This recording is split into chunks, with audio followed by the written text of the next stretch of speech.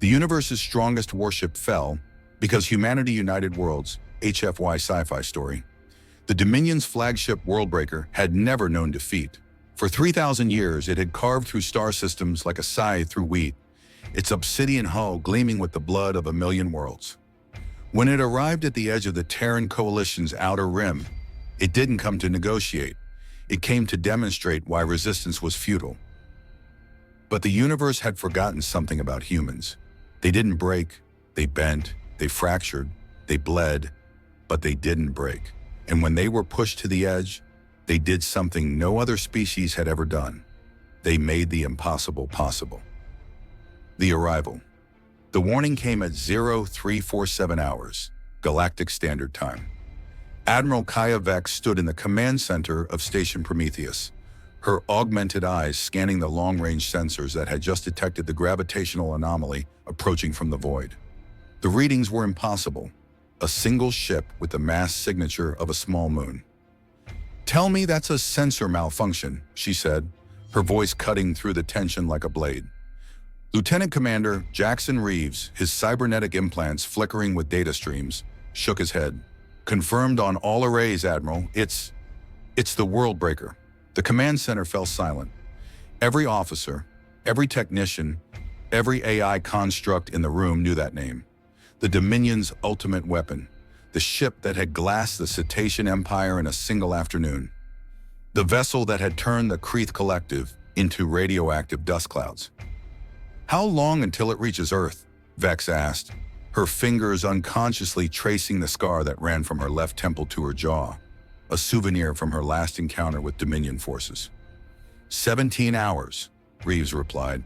"Admiral, our entire fleet, it's nothing compared to that thing. The Worldbreaker has planetary-class shielding, reality-bending weapons, and a crew of 50,000 genetically enhanced super soldiers." Vex stared at the tactical display, watching the crimson dot that represented humanity's doom creep closer to Earth. But instead of despair, something else flickered in her eyes, a mad, desperate kind of hope. "Get me the Coalition Assembly," she said.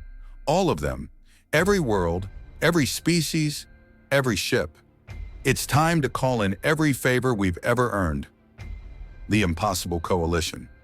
What happened next would be remembered as the miracle of Saul. Within 6 hours, the hyperspace lanes around Earth blazed with incoming ships.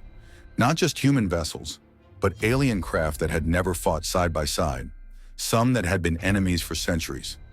The Zephyrian crystal ships arrived first, their hulls singing with harmonic frequencies that could shatter molecular bonds. Commander Zeroth spoke through the quantum link, her translated words carrying the weight of her people's ancient honor debt to humanity. "The children of Terra once saved our world from the plague winds," she said. "Today we repay that debt." Next came the Thekvar war barges, massive biomechanical leviathans that pulsed with living armor. Captain Grexital's voice was a rumbling growl that made the station's hull vibrate. "Humans taught us that strength without honor is meaningless. We stand with the pack." The Ethereal Collective sent their thought ships, vessels that existed partially in normal space and partially in the realm of pure consciousness. Their representative, an entity known only as Whisper, communicated directly into the minds of everyone present.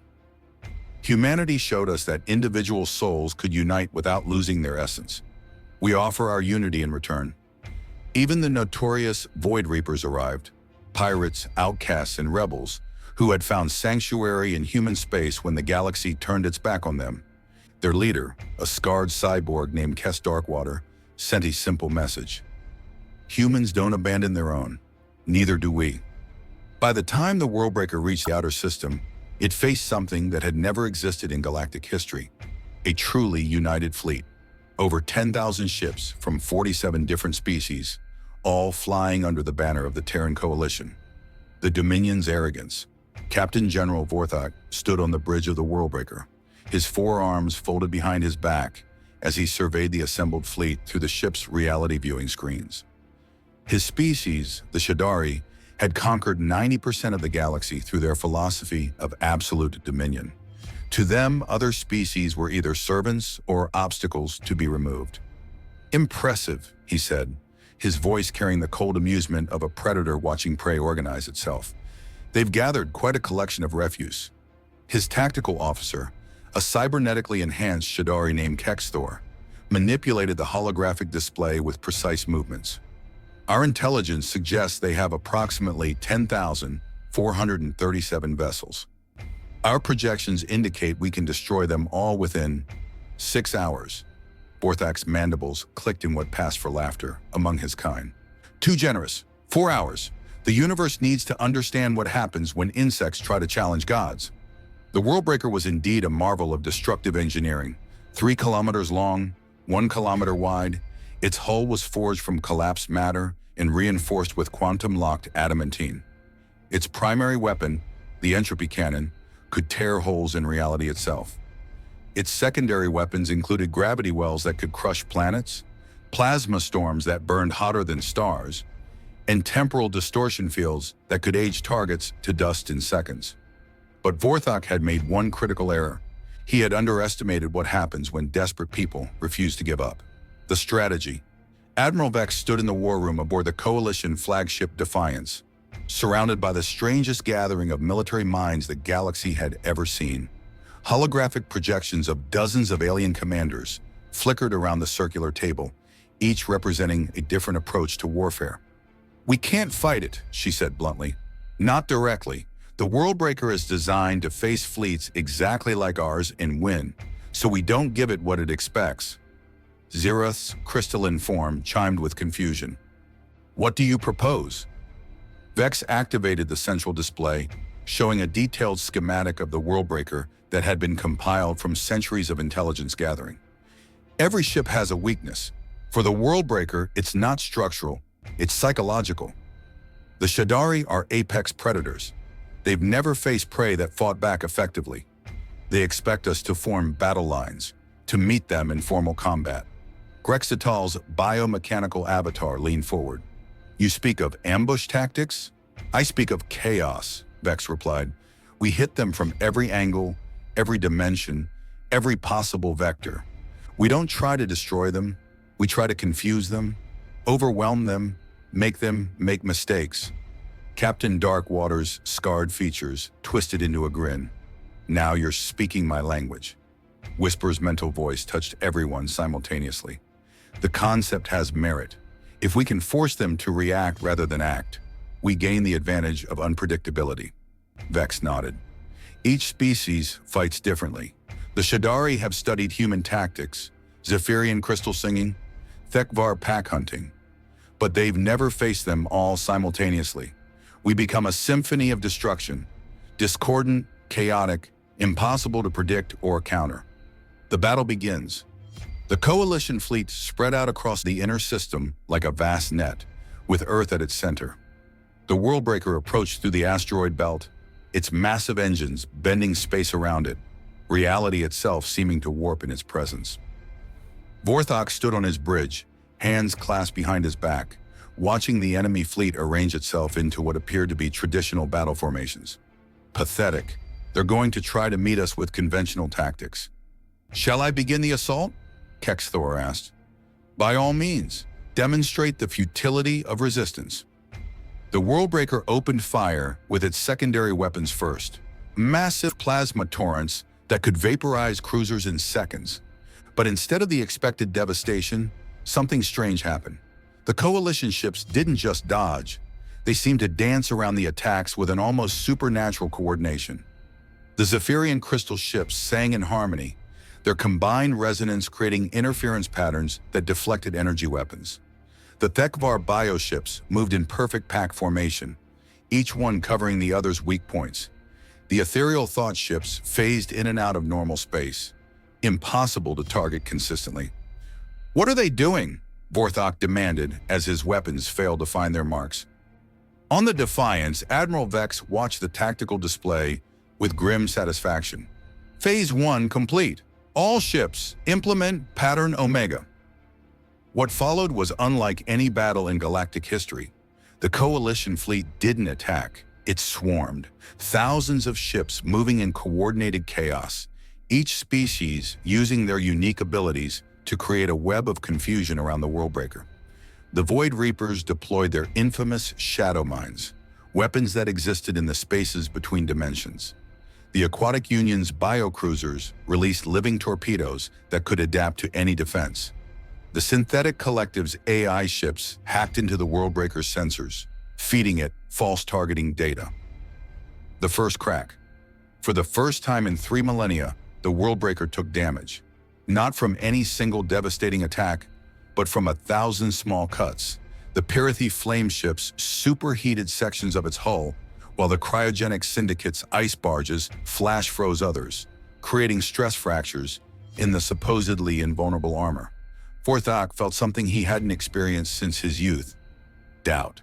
This is impossible. Our shields should be impenetrable.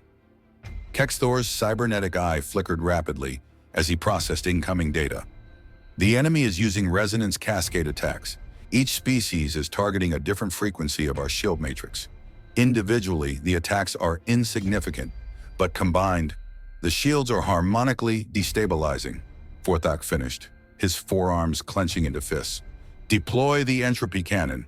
End this farce. The Worldbreaker's primary weapon charged with a sound like reality screaming. The massive cannon built into the ship's prow began to glow with an impossible light that hurt to look at. When it fired, it would tear a hole in space-time itself, creating a localized implosion that would consume everything within a light-second radius. But Admiral Vex had anticipated this.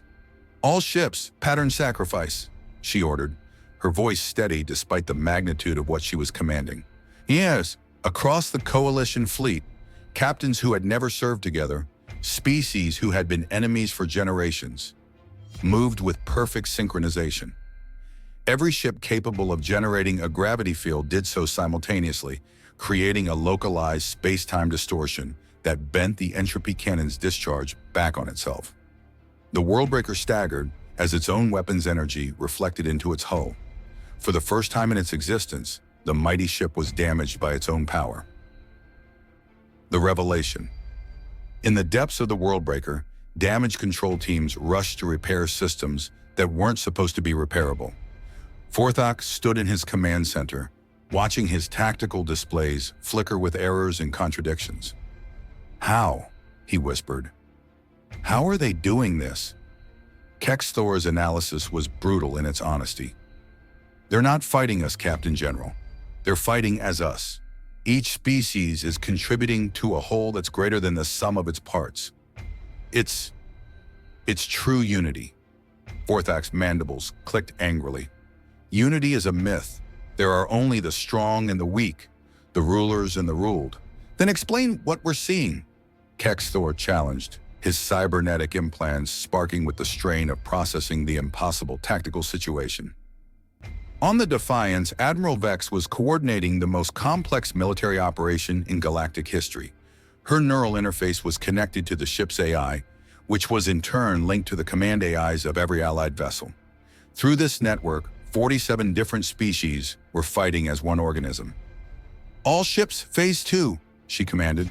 "Target the reality anchors." The Coalition fleet reformed into a new configuration, a vast sphere surrounding the Worldbreaker. Each ship positioned itself at a precise point in three-dimensional space, their combined weapons creating a cage of intersecting energy beams. The Shadari had built their ultimate weapon to be invulnerable in normal space, but the Coalition wasn't fighting in normal space anymore. They were fighting in the spaces between spaces, using the combined knowledge of 47 different species to attack the Worldbreaker from dimensions it couldn't even perceive. The fall. The end came not with a bang, but with a whisper. The Worldbreaker's reality anchors, the systems that kept it stable in normal spacetime, began to fail under the coordinated assault. The ship that had been designed to break worlds found itself being broken by the very concept it had never understood: cooperation. "Impossible," Forthak repeated, even as his bridge began to phase in and out of existence. "The Dominion is eternal. We are the apex of evolution." "No," came a voice from the communication array. Admiral Vex's image appeared on the Worldbreaker's main screen, her scarred face calm and determined. "You're parasites. You take, you consume, you destroy. But you never create. You never unite. You never inspire others to be better than they are alone. The Worldbreaker was coming apart, its impossible mass beginning to collapse in on itself as its reality anchors failed. But Vorthak's arrogance was absolute, even in defeat. "You think this changes anything?" he snarled. "The Dominion has 1,000,000 ships, 1,000,000,000 worlds. You've won a single battle." Vex smiled, and it was the smile of someone who had seen the future and found it bright. "We've won something more important than a battle. We've proven that the universe doesn't belong to tyrants anymore. Every species you've enslaved, every world you've conquered, every life you've crushed, they're all going to see what happened here today. They're going to see that the mighty Worldbreaker fell because people chose to stand together." The Worldbreaker imploded, its massive hull folding in on itself like a dying star. But its destruction was visible across the galaxy, a beacon of hope transmitted by quantum entanglement to every world that had ever suffered under the Dominion's boot. The new dawn. In the hours following the battle, the Coalition fleet maintained position around Earth, their crews barely believing what they had accomplished. They had done the impossible. They had destroyed the universe's most powerful warship using nothing but cooperation and determination. Admiral Vex stood on the observation deck of the Defiance, watching the debris field that had once been the Worldbreaker slowly disperse among the stars. One by one, her fellow commanders joined her. Zirath's crystalline form, Grexital's biomechanical avatar, Whisper's ethereal presence, Kess Darkwater's scarred cybernetics. "What happens now?" Zirath asked, her voice carrying the harmonic frequencies of her people's ancient songs. "Now we show the galaxy what we've learned here," Vex replied. "That strength doesn't come from conquest or domination. It comes from choice, from people choosing to stand together, to fight together, to believe in something bigger than themselves." Grexital's rumbling voice carried a note of satisfaction. "The pack has grown beyond one species." Whisper's mental touch was warm with possibility. The thoughts of unity spread faster than any weapon. What began here will echo across every world that yearns to be free. Kess Darkwater laughed, a harsh sound that somehow carried joy. "I've spent my whole life running from tyrants. Feels good to finally make one run from me." But their celebration was interrupted by an urgent signal from Earth. President Naya Chen appeared on the communication array, her face grave with the weight of the moment. "Admiral, we're receiving transmissions from across the galaxy. Rebellion is breaking out on dozens of Dominion worlds. They're calling it the Unity Uprising. The slaves are remembering their people." Vex nodded, unsurprised. The Dominion ruled through fear, but fear has an antidote: hope, and today we gave the galaxy hope. As reports continued to pour in from across the galaxy, worlds declaring independence, slave species rising against their masters, Dominion fleets switching sides, the Coalition commanders realized they had witnessed something unprecedented in galactic history. "We didn't just win a battle," Vex said, her voice carrying the weight of prophecy. "We started a revolution." The legacy. Years later, historians would struggle to explain how a single battle had toppled an empire that had ruled for 3,000 years. They would analyze the tactics, study the technology, examine the political implications, but they would miss the simple truth that Admiral Kaya Vex understood in that moment of victory. The universe's strongest warship had fallen not because it was outgunned or outmaneuvered, but because it faced something it could never understand or defeat: the power of people choosing to be better together than they ever could be alone. The Worldbreaker had been designed to inspire fear, to demonstrate the futility of resistance. Instead, its destruction became the symbol of a new age, an age where the bonds between different peoples were stronger than the weapons that tried to break them. And in the years that followed, as the Dominion crumbled and a new galactic federation rose from its ashes, children across 100 worlds would learn the story of the day when humanity united the stars. They would learn that the greatest weapon in the universe isn't a ship or a gun or a bomb. It's the simple act of standing together and saying, "No more." The Worldbreaker had ruled through fear for 3 millennia. But fear, like all tyrants, has one fatal weakness. It only works as long as people choose to be afraid. And on that day in the Sol system, 47 different species made a different choice. They chose hope. They chose unity. They chose to prove that no ship, no matter how powerful, could break the will of people who refused to break. The universe's strongest warship fell because humanity had taught the galaxy something the Dominion never understood. Sometimes the smallest acts of cooperation can move the largest mountains. And sometimes the greatest victory comes not from destroying your enemy, but from proving that their way of thinking is already dead. The stars belong to tyrants no more.